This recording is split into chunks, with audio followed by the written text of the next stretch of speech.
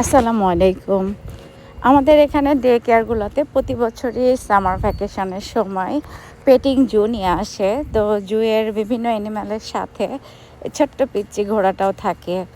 তো বাচ্চারা সবাই অনেক এনজয় করে। আসলে ঘোড়ায় চড়তে সব বাচ্চারাই অনেক পছন্দ করে। দেখেন কত সুন্দর করে তারা ঘোড়ায় চড়ছে। এটা কিন্তু একটা বাচ্চা ঘোড়া।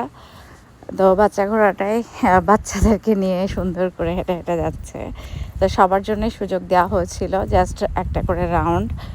সব বাচ্চারাই অনেক এনজয় করেছিল। মাঝে মধ্যে অবশ্য অন্য অ্যানিম্যালও নিয়ে আসে, বিশেষ করে রেপটাইলসের বিভিন্ন স্নেক, তারপরে অ্যাম্ফিবিয়াও নিয়ে আসে।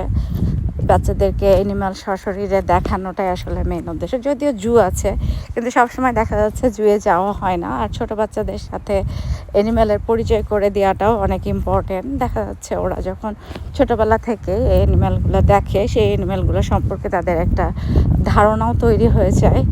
এখানকার শিক্ষা ব্যবস্থা আসলে একটু অন্যরকম, সব কিছুই প্র্যাকটিক্যালি দেখানো হয় বাচ্চাদেরকে।